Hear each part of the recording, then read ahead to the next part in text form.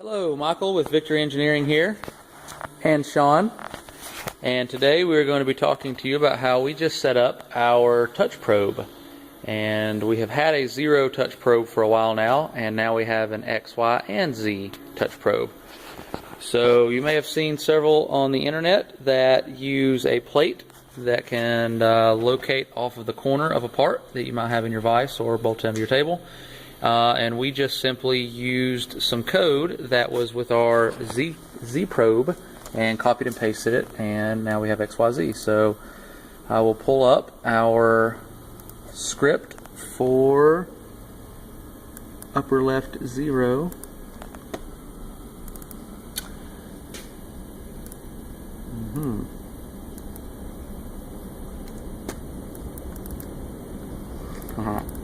Okay. So, first thing that happens is it asks us a question: what diameter is your cutter? And I'll tell you how that's important in a minute. Then right here it probes in the Z, comes down, touches our part, goes back up to 1/4 inch, then it comes over, probes in our Y, then comes over, probes in our X, and then it returns to 0, 0 right above our 0, 0 point in the XY. So I will show you how this runs. So, first of all, we have this rigged up for now. This is a Auto Z touch plate that is pretty common. You can buy it through a lot of different vendors. We got ours through cncrouterparts.com along with the kit that we built our machine with. For now, we've got an alligator clipped to the bottom here, and that's clipped to our base plate. And then because our vise is built to our base plate, we are clamping down on our block. We're going to be able to use this block to ground out. So, we've got several set up for depending on where the 0 is in our CAM software. But for this part, our 0 is up here. It was programmed up here. So we're about to do a drill command. So we will come over somewhat close to the corner of the part, and I will run this code.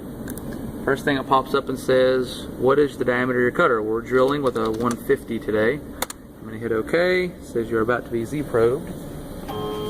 And it will go down and touch our aluminum plate. Then it moves forward, comes back down and touches the back side of our plate, and that's going to give us our reference for Y0. Alright, then it goes over to the left and comes back forward, and it will now touch off on the side of the plate here, and that's going to give us our 0 and the X. After that, it raises up, goes over to our 0, 0 point, and of course we've got something in the code that compensates for the radius of the cutter. So now we're at 0, 0, 0, and as you can see in Mach3, we are at X0, Y0 and 1/2 inch above our part.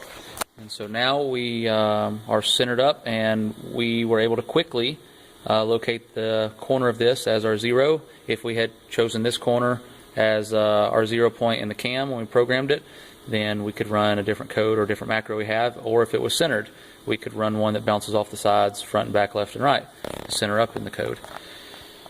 So just wanted to share how we wrote this. Pretty straightforward, and definitely a whole lot quicker when we're doing tool changes, and even more importantly, part changes in the vise, to be able to find 0 and quickly get back to making chips.